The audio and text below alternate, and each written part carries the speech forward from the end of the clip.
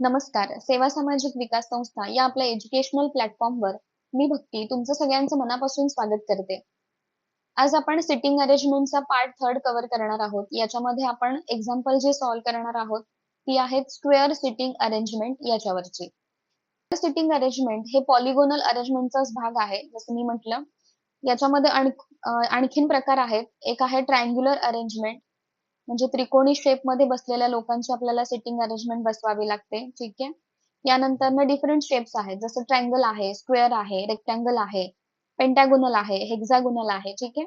ते आपण येणाऱ्या पुढच्या पार्ट मध्ये मिसलेनियस एक्झाम्पल्स मध्ये कव्हर करूयात. पहिल्या 2 पार्ट मध्ये मी तुम्हाला पझल सॉल्व्ह करताना नेमकं काय विचार करायला पाहिजे, कोणकोणते बेसिक्स रूल्स आहेत, ठीक आहे, कोणते बेसिक्स आपण लक्षात ठेवून द्यायचे, हे सगळं पहिल्या 2 पार्ट मध्ये कव्हर केलेलं आहे. ठीक आहे. जर ते दोन्ही पार्ट बघितले नसतील तर ते नक्की बघा. म्हणजे बेसिक पासून तुम्हाला ऍडव्हान्स पर्यंत येताना काही अडचण येणार नाही. ठीक आहे. आता हे जे पझल आहे ते स्क्वेअर सिटिंग अरेंजमेंटचं आहे. ठीक आहे. आता हे आपल्याला कसं कळेल तर एकदा रीड करूयात आपण. 8 person PQRST UVW are sitting around a square table. Okay.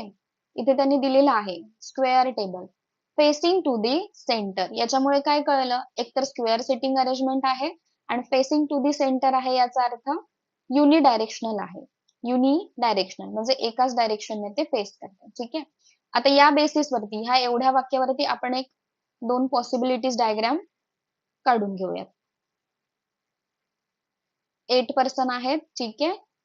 आता याच्यामध्ये 4 person are sitting around the corner of the table, 4 person around the sitting corner of the table and 4 person are sitting around the middle of the table. ठीक आहे. 4 person कुठे आहेत, middle of the table. त्याच्यानंतर Q seats second to the right of V. याच्यानंतर लगेचच conditions चालू होत आहेत. आता हे सगळे कसे आहेत, फेसिंग टू दी सेंटर म्हणजे सगळ्यांची डायरेक्शन आतमध्ये बघणारी आहे. मी जसं म्हटलंय पहिल्या पार्ट मध्ये, जो माणूस जिथे बसलाय तो आपण स्वतः कन्सिडर करायचा. जसं मी इथे असेल तर माझा राईट कोणता असेल तर हा. ठीक आहे. माझा लेफ्ट कोणता असेल तर हा. समजा मी इथे बसले आहे तर माझा राईट कोणता असेल हा. ठीक आहे. माझा लेफ्ट कोणता असेल हा. आता याच्यानंतर आपण कंडिशन्स बघूयात. Q seats second to the right of V. व्हीच्या सेकंड राईटला क्यू आहे. पण आपल्याला व्ही माहितीये का मिडलला आहे का कॉर्नरला आहे ते. ठीक आहे. आपण 2 डायग्राम मध्ये पॉसिबिलिटी काढून घेऊ. ठीक आहे. व्हीच्या फर्स्ट सेकंड राईटला क्यू आहे. व्हीच्या फर्स्ट सेकंड राईटला क्यू आहे. आता बघा, 1 person seat between Q and R. Q आणि आर मध्ये एक पर्सन आहे. म्हणजे आर एकतर इथे बसू शकतो, या साईडने बसू शकतो का नाही. या कंडिशन मध्ये सॉरी इथे आपल्याला अशी कंडिशन घ्यायची होती ना, व्ही पासून क्यू. ओके. मग आर कुठे बसेल, एक पर्सन आर. त्याच्यानंतर 2 person seat between R and W. R आणि डब्ल्यू मध्ये 2 माणसं आहेत. आर आणि डब्ल्यू मध्ये 2 म्हणजे एकतर 1 2 इथे डब्ल्यू बसू शकतो, 1 2 इथे डब्ल्यू बसू शकतो. ठीक आहे. आता मी याच्या पुन्हा 2 डायग्राम्स करत नाहीये कारण मागच्या दोन्ही पार्ट मध्ये आपण बघितलं आहे की पॉसिबिलिटीज डायग्राम जेवढ्या आपण बनवू म्हणजे जेवढ्या पॉसिबिलिटीज येतील तेवढ्या आपण बनवू शकतो. पण आपण आता ऑलरेडी 2 पार्ट कव्हर केलेले आहेत. ठीक आहे. त्यामुळे आपण कन्सिडर करून चलू की या पद्धतीने आपल्याला करायचं आहे. आता आर आणि डब्ल्यू मध्ये 2 माणसं, 1 2 इथे डब्ल्यू येऊ शकतो, 1 2 इथे डब्ल्यू येऊ शकतो. ठीक आहे. आता पुढे बघूयात. W who seats immediate right of S. हा कोणाचा आहे, इमिजिएट राईट ऑफ एस. सगळेजण आतमध्ये फेस करत आहेत. ठीक आहे.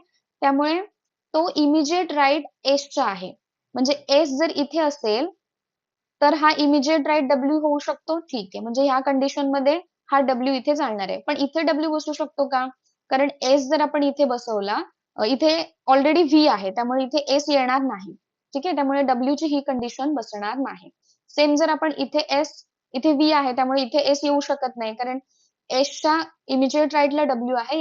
याचा अर्थ डब्ल्यूच्या इमिजिएट लेफ्टला कोण असणार आहे, एस. त्यामुळे ही कंडिशन अशी फुलफिल होऊ शकते. Next, T seats diagonally opposite to P. P च्या डायगोनली अपोजिट कोण आहे, पी च्या डायगोनली अपोजिट टी आहे. म्हणजे टी आणि पी डायगोनली याचा अर्थ दोन कॉर्नर जोडणारे. आता टी नेमकं कुठे आहे, पी नेमकं कुठे आहे ते आपल्याला माहिती आहे का? नाही. तरी पण आपण आपल्या ज्या दोन पॉसिबिलिटी डायग्राम आहेत त्या एकदा चेक करूया. डायगोनली अपोजिट कोणकोणते डायगोनल्स रिकामे आहेत बघा. एकतर इथे टी बसू शकतो किंवा पी बसू शकतो. इथे टी किंवा पी, कारण दुसऱ्या डायगोनल मध्ये एकतर डब्ल्यू ने ऑलरेडी ऑक्युपाय केलेली आहे जागा. ठीक आहे. इथे तर कोणताच डायगोनल आपल्याला दिसत नाही, त्यामुळे ही डायग्राम तशी इथे कॅन्सल होत आहे. ठीक आहे. डायगोनली याचा अर्थ इथे आपल्याला कर्ण रिकामे पाहिजे, पण इथे आर क्यू एस व्ही हे दोन्ही ऑक्युपाइड केलेले आहे, त्यामुळे ही डायग्राम आपली तशीही कॅन्सल, ही पॉसिबिलिटी कॅन्सल होणार आहे. आता इथे जर आपण टी बसवला, ठीक आहे, चालू शकतो. ठीक आहे. इथे पण पी चालू शकतो, पण नेमकं कुठे बसवणार? ठीक आहे. आता पुढे बघूया. T sits diagonally opposite to P. P ला काय सांगितलंय? हू. काय म्हटलंय मी? हू कोणाला रिप्रेझेंट करतो? सेकंड पर्सेंटला. हू कोणाला रिप्रेझेंट करतो? Second percent. T sits diagonally opposite to P, who is not immediate neighbor of S. म्हणजे S आणि P हे दोघे जण एकत्र नाहीयेत. त्यामुळे इथे P बसू शकतो का? नाही. इथे कोण बसणार? T only. त्यामुळे इथे आपण P ला बसवू शकतो. ठीक आहे. आता राहिलेल्या याच्यामध्ये कोण आहे ते बघूयात आपण नंतर क्वेश्चन वाईज. आता याच्यामध्ये तुम्हाला कळलंय की स्क्वेअर सिटिंग अरेंजमेंट मध्ये तुम्हाला डायगोनल, त्याच्यानंतर त्यांची सिटिंग अरेंजमेंट कशी आहे हे कळलं पाहिजे. त्याच्यानंतर ना आणखीन याच्यामध्ये बऱ्याचशा कंडिशन राहतात. आता पुढच्या एक्झाम्पल मध्ये पण आपण बघूया. पण याच्यावरचे नेमके क्वेश्चन्स कसे राहतात तेही आपण एकदा चेक करूयात. Who among the following faces W. W ला कोण फेस करत आहे? डब्ल्यू ला फेस. आता फेस याचा अर्थ याच्या डायगोनली अपोजिट. जे कॉर्नरला आहेत त्याच्या समोरचा कॉर्नर जो बसलेला असणार तो त्याला फेस करणार. ओके. काय प्रश्न आहे? Who among the following faces W. W ला कोण फेस करत आहे? आता याच्यामध्ये राहिलेलं कोण आहे? U. Option number second. Who among the following seats to the immediate right of V. V च्या इमिजिएट राईट. व्ही च्या इमिजिएट राईट. जसं मी म्हटलंय, याला आपण स्वतःला कन्सिडर करायचंय. जर मी इथे असा बसलेला असेल तर माझा राईट कोणता असेल? हा. ठीक आहे. तर इथे कोण येणार आहे? None of this. P option मध्ये आहे का? नाही. The number of person sitting between W and T. ठीक आहे. डब्ल्यू आणि टी मध्ये बसलेले person when counted from left of T. कोणापासून काउंट करायचंय? टीच्या लेफ्ट पासून.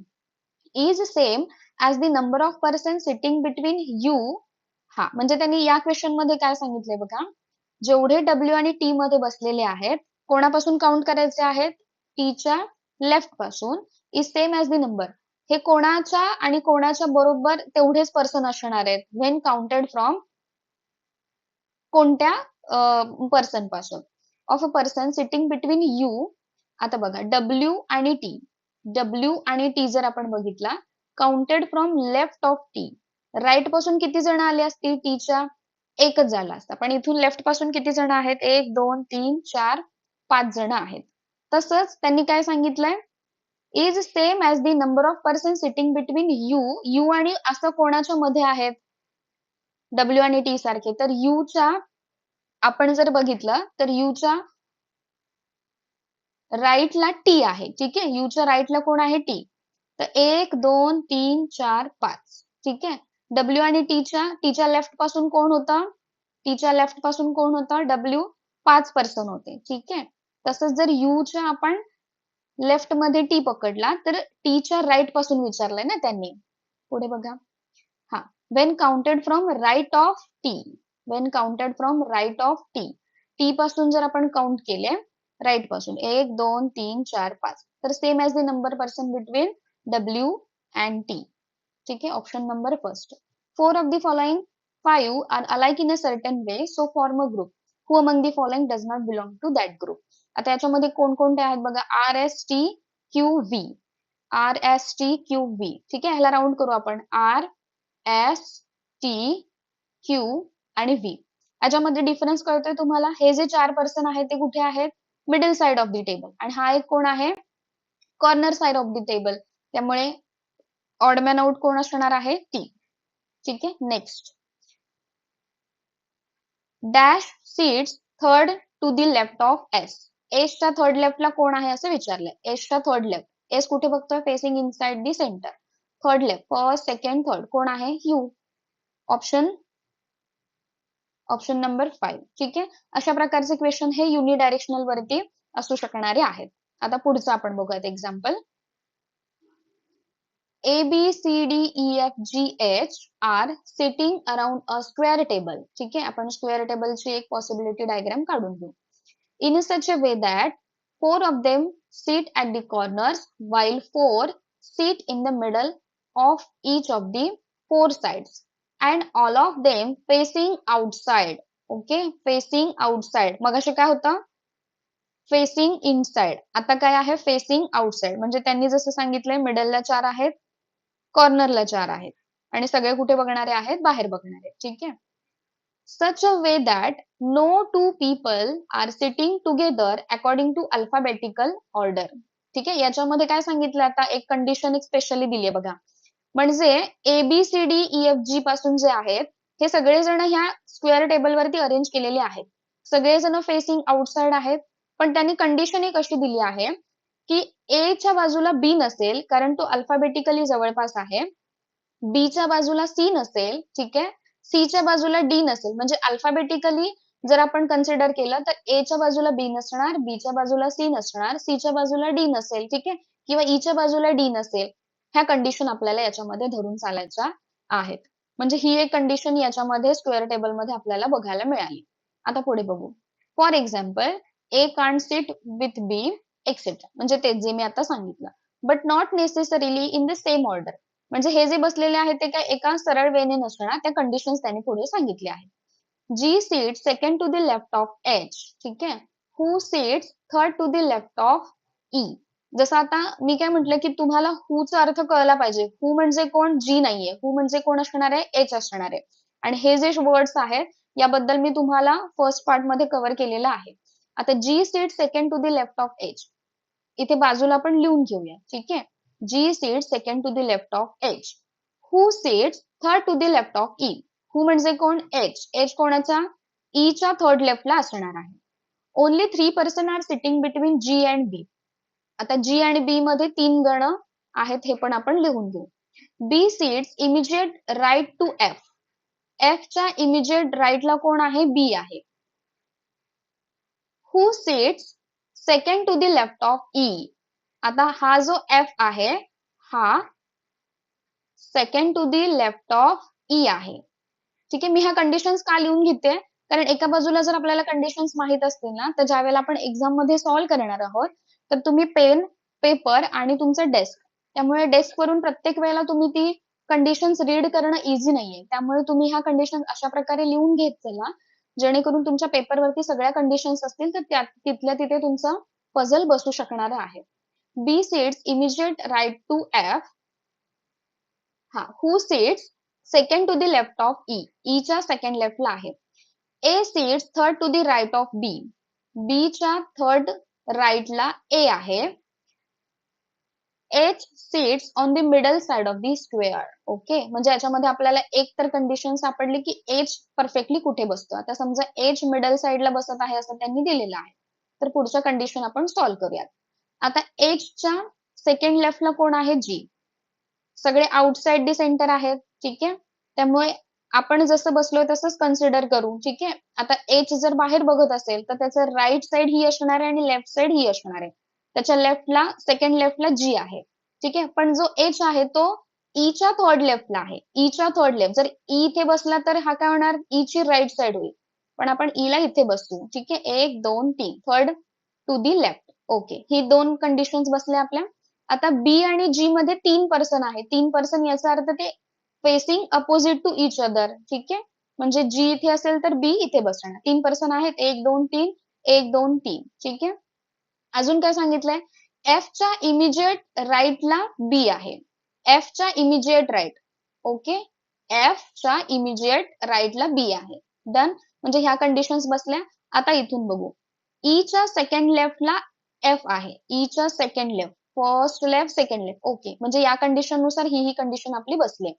आता इथे काय सांगितले? बी च्या थर्ड राईटला ए आहे. बी च्या थर्ड राईटला ए, फर्स्ट सेकंड थर्ड. ओके, आता इथे जागा किती राहिल्यात शिल्लक? 2 जागा राहिल्यात. ठीक आहे, आता बसले कोण नाही आहेत? ए बसलाय, बी बसलाय, सी नाही बसला आणि डी नाही बसला. ओके, पण आपल्या आता कंडिशन्स आहेत का शिल्लक? नाही आहेत. पण आपली जी एक ओव्हरऑल कंडिशन होती या पझल साठीची त्याच्यानुसार आपण एकदा बसवून बघूया. त्यांनी काय सांगितलं होतं? A च्या बाजूला B नाही येणार, ठीक आहे, किंवा C च्या बाजूला B नाही येणार. जे अल्फाबेटिकली एकमेकांच्या सोबत आहेत ते एकमेकांच्या बाजूला येणार नाहीये. आता C ला आपण इथे बसवू शकतो का? C ला आपण इथे बसवू शकतो का? ठीक आहे, G आणि H त्याच्या आजूबाजूला नाहीये. पण C आपण इथे बसवू शकतो का? D आपण इथे बसवू शकतो का? C जर इथे बसला तर नाही. D च्या बाजूला कोण आहे? E. त्यामुळे C ला आपण इथे बसवू शकतो आणि राहिलेला D आपला इथे बसेल. ठीक आहे. त्यामुळे तुम्ही जर ह्या ज्या पॉसिबिलिटीज आहेत किंवा जे कंडिशन्स आहेत त्या प्रॉपर जर एका बाजूने लिहून घेतल्या तर तुमचं पझल जे आहे ते इझिली एका पॉसिबिलिटी डायग्राम मध्ये पण बसतं. ठीक आहे. याच्यावरचे क्वेश्चन्स आपण बघूयात कशा पद्धतीने आहेत ते. Who is to the immediate right to C. C च्या इमिजिएट राईटला कोण आहे? सी इथे बसलाय आपला, इमिजिएट राईटला ए आहे. ठीक आहे. Immediate right A, option number 4. Who seats third to the right of E. E च्या थर्ड राईटला कोण आहे? ई च्या third right, first second third right G, option number first. Who among the following does not belong to that group. जसं मगाशी आपण बघितलं होतं मागच्या एक्झाम्पल मध्ये, तसंच आपण बघूयात. HGBCA, एच, ठीक आहे, HGBC आणि ए. ओके, जे 4 आहेत ते मिडल साइडला आहेत, जो ए आहे तो कॉर्नर साइडला आहे, त्यामुळे आपल्याला ऑड मॅन आउट सापडला आहे. ठीक आहे. अशा प्रकारचे क्वेश्चन्स या डायरेक्शन सिस्टीम मध्ये आपल्याला बघायला मिळतात. नेक्स्ट एक्झाम्पल आपण बघू, स्क्वेअर बाय डायरेक्शनल. आतापर्यंत आपण पहिलं एक्झाम्पल काय बघितलं? Facing inside the table. Second example काय होतं? Facing outside the table. ठीक आहे. आता आपण काय बघणार आहोत? बाय डायरेक्शनल, म्हणजे काही जण ही आतमध्ये बघणारी आहेत, ठीक आहे, आणि काही जण ही बाहेर बघणारी आहेत. आता ते बघूयात कंडिशन नुसार कसं सांगितलंय. 8 फ्रेंड्स JKLMNOPQ. आता इथे जशी अक्षरे दिली आहेत तशी नावही देऊ शकतात. ठीक आहे. त्यामुळे इथे आपण बघूयात. Are sitting around a square table. ठीक आहे, म्हणजे आपल्याला डायग्राम तर कळली की स्क्वेअर टेबल आहे. In a such a way that 4 of them sits at 4 corners. Okay, हे इथे स्पेलिंग मिस्टेक आहे. At 4 corners while 4 seat in the middle of each of the 4 side. म्हणजे हे तर कळलं की हे 4 जण मिडलला आहेत, 4 जण कॉर्नरला आहेत. The ones who sit in the middle, the side of the face is the center, while those who sit at the corner face outward. म्हणजे मिडलला आहेत ते आतमध्ये बघत आहेत आणि जे कॉर्नरला आहेत ते आउटवर्ड बघत आहेत. Face outward, who sits to the corners. ठीक आहे. आणि who sits in the middle faces the center. Centre म्हणजे इनसाइड फेसिंग आहे, इनसाइड फेसिंग, आणि हे आउटसाइड फेसिंग आहे. ठीक आहे. आता पुढे बघूयात. ओनली, ओके, कंडिशन्स इथे दिलेले आहेत त्यांनी, इथपासून स्टार्ट आहेत. L sits third to the right of M. M च्या थर्ड राईटला एल आहे. Okay. M sits in the middle of the one of the side of the table. म्हणजे एम ला आपण कोणत्याही मिडल साइडला बसवू शकतो, म्हणजे एम ची पोझिशन इथे आपण फिक्स करू शकतो. Only 3 people sit between L and Q.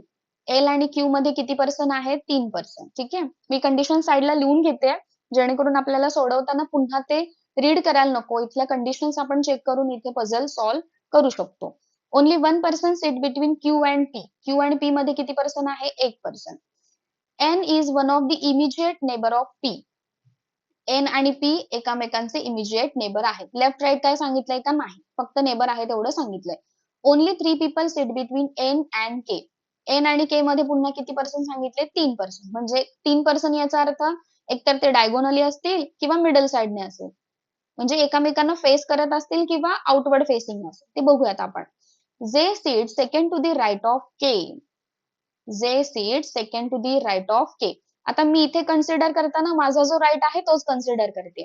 ठीक आहे. त्यामुळे ह्या कंडिशन्स ह्या एका पद्धतीने आपल्याला बसलेल्या आहेत. आता इथून एमच्या थर्ड राईटला एल ला ठेवूयात. ठीक आहे. 1 2 3.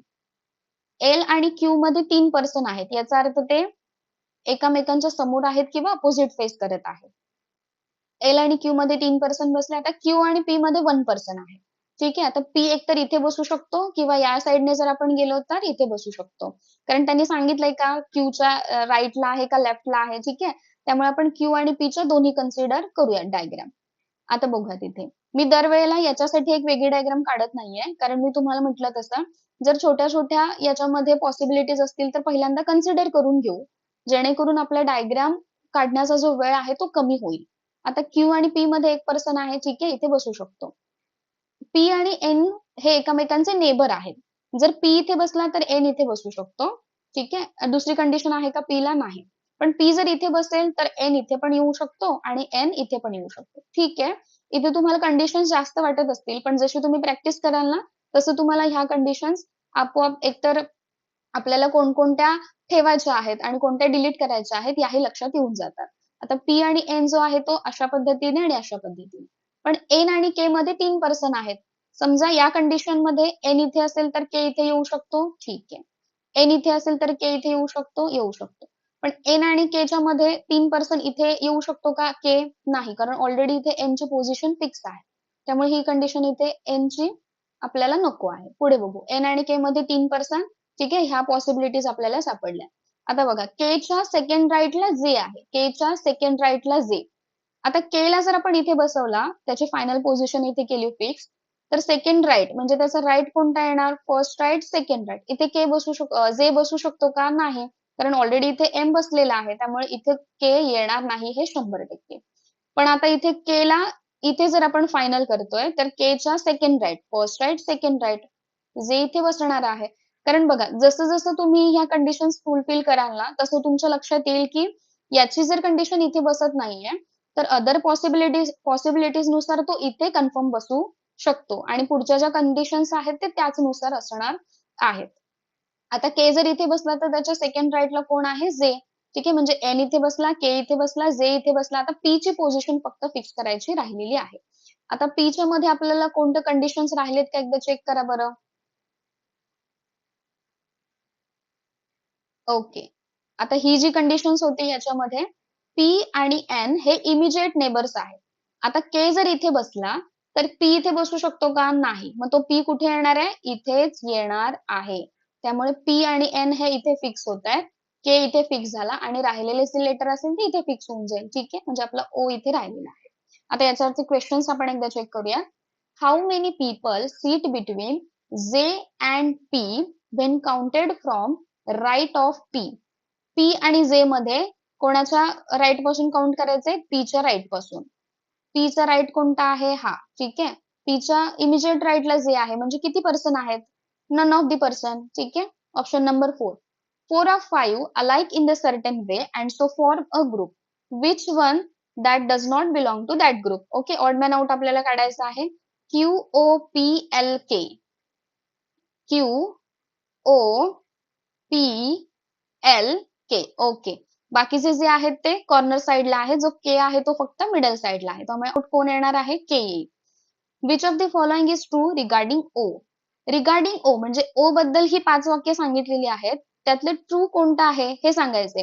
हे क्वेश्चन जे आहेत ना ते थोडस एक रिलॅक्स माइंडने वाचायचे आहेत. कारण which of the following is not true पण कधी कधी दिलेलं असतं. ठीक आहे. जर आपण प्रॅक्टिस करताना हे कधी आलं नसेल तर इथे आपला क्वेश्चन चुकू शकतो. त्यामुळे वाचताना एकदम रिलॅक्स माइंडने वाचायचं, कारण ऑलरेडी पझल आपल्याला बसलेला आहे.